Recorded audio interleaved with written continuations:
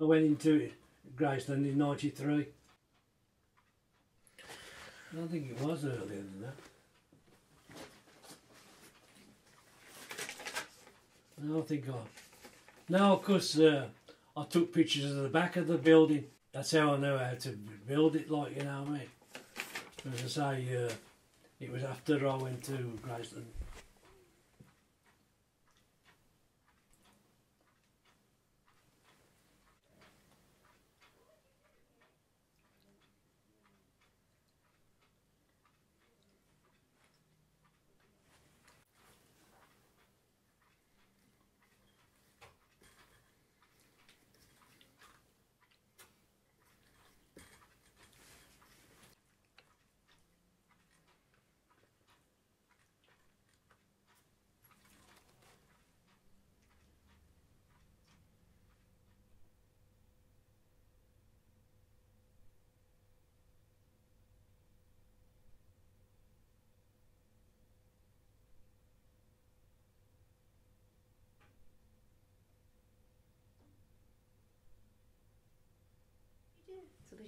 We're both primary teachers, so we both taught in Samuel schools throughout our career, really. He took early retirement at 52.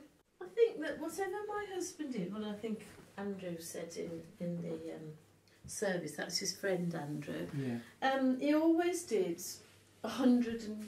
I won't say 110 because that's wrong, is it? But he always did 100% effort into it. So he liked Van Gogh, for example. So, I mean, I'll show you the front room. And it's just covered in Van Gogh pictures. It is ripped out of magazines, pictures, some that he's painted, and plus some of his own paintings. And he just used to frame them and put them up. And he loved music and he'd have a go at anything. And so upstairs I've got 3 guitars, about 15 recorders, zithers, ukuleles, and you think, what else? Oh, he's got a keyboard, all self-taught, as Andrew said. And so he'd always throw himself into something enthusiastically. And that's what attracted me to the project, because somebody's dead and gone or dying, and you think it would be nice for them to be remembered for their uniqueness. Yeah.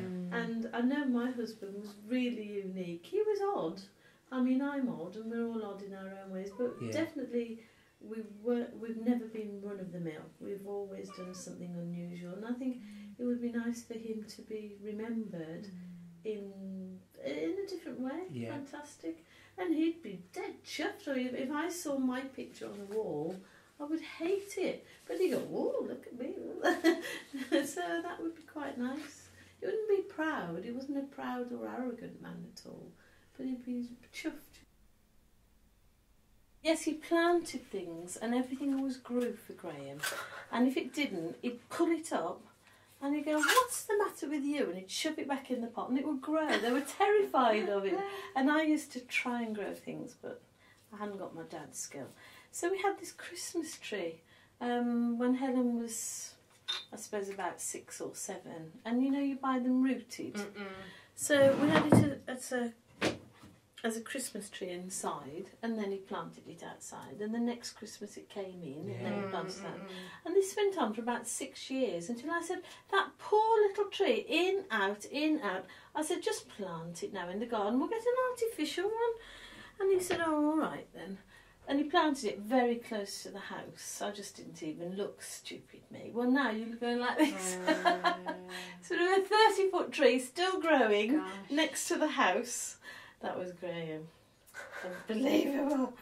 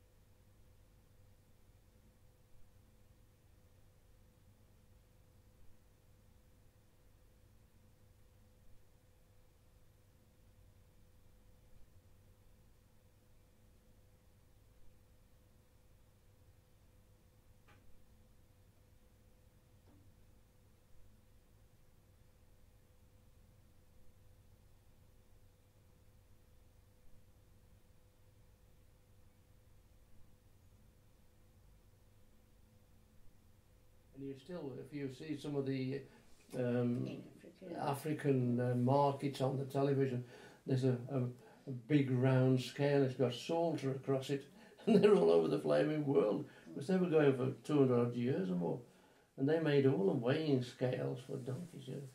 And subsequently, when I went over there, they had 2,000 odd people or more working for them, and West Bromwich Spring was making the big heavy springs for the railways, and Dart Spring, which was the other big company, made all the springs for the Ford Motor Company. And they've all gone.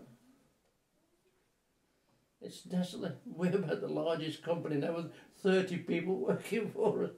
Salter's had 2,700 at one stage. And even the factory doesn't exist. And it's tragic. And people say springs. Who uses springs? Where are springs used?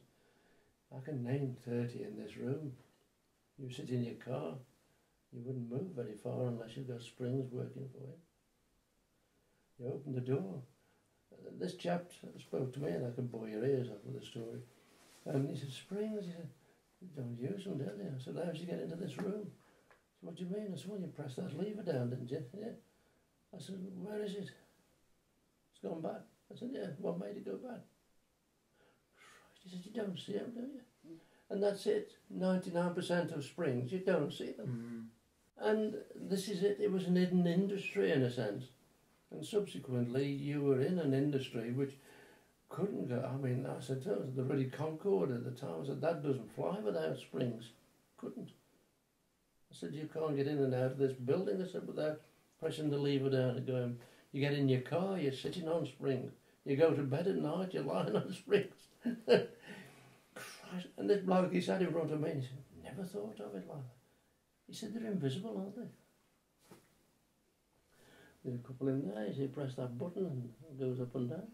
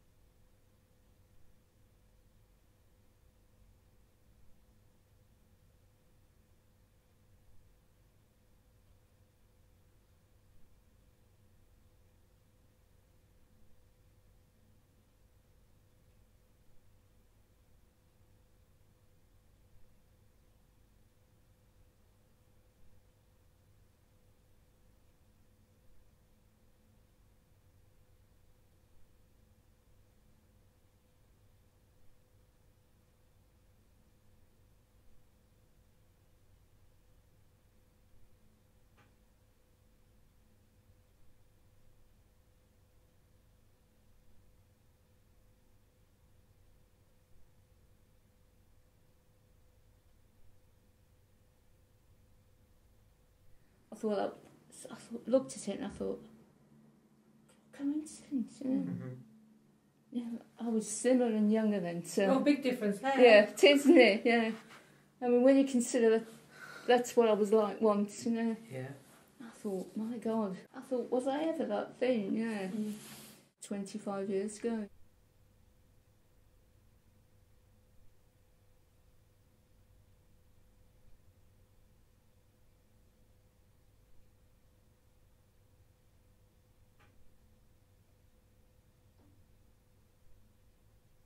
I had albums and albums of photographs. And Helen came to see me, and she was going through them, and she says, "I haven't seen half of these." So she took them home with her, Mark scanned them in the computer. And then I found those later. And I thought, when I saw it, the significance of it, I thought,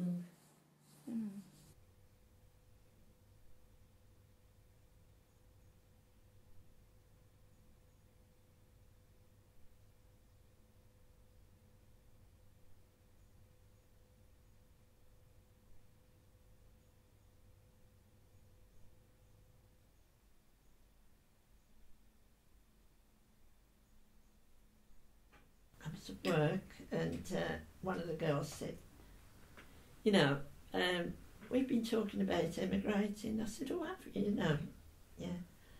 And she was talking about it, and then I got home and I was talking, and I said, "Oh," because they were named Joyce and Ray, the same as us, you know. And I said, "We've been talking about emigrating."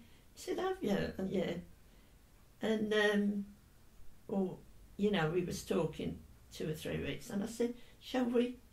He said, "Well, I was frightened to say," you know, he said, because he knew how close I was to my mum, you know. But he said, "Yeah, we could give it a go. If we didn't like it, we can come back." People travel now, what's it, but everything was so different. But 4 days before I was due to fly, me and my mum went to the Orient at 6 Ways, you might know, yeah. But Picture House, to see Doris Day. And I always remember it because it was que sera, sera. She said, "Whatever will be, will be." And as I sat there, you know, I thought, I don't want to go back now. And walking home, I was talking to her and I said, "Mum, I don't want to go. Oh, and she stopped there. She's in Nursery Road once. Turned me around. She said, "You're going. That lad's out there making a home and life for you." She said, "You've got to go." I don't want to go though. "You're going." Anyway, by the time. But every time my mum wrote, she always put que sera, sera, whatever will be, you know. What it was, last year, his 24th was his birthday, but he was really poorly then. And 24th of July. And he wanted to treat all the family and he thought the world of his 2 granddaughters. They brought a lot of joy to him.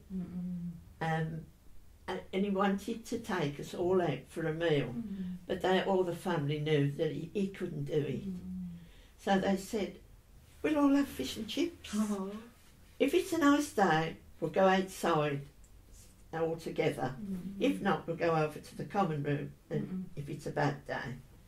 Well, the sun was shining lovely, and we told lots of friends, and his sister and all them come over and all that. So yeah, and do you know, it was one of the nicest days, and like he managed to stay, you know, in the party till 7:15, and you could see he'd had enough, and he said, "I've got to go in now." And they brought him in on the wheelchair, and he went straight into his bed, and but he was so happy that he'd achieved it, you know. I tell you what, he loved his little bit every day, but it was all pennies. I never worried because I knew he never went beyond his means. And the bookie round there, they come and see him because he was a character, Ray was. One of them men that once you'd met him, you didn't forget him. Yeah. He was one of them types. He loved to joke, but he would never tell a dirty joke. And if anybody in any company with women didn't like, and he'd say, he wouldn't hesitate, you know. I think that's enough, don't you? He'd say. And he was a whistler. Everybody on the site said how they'd missed his whistling. He whistled from the time he got up to, and I used to say, "Right, I don't mind you whistling, and I'd love to hear it now though. But change your tune."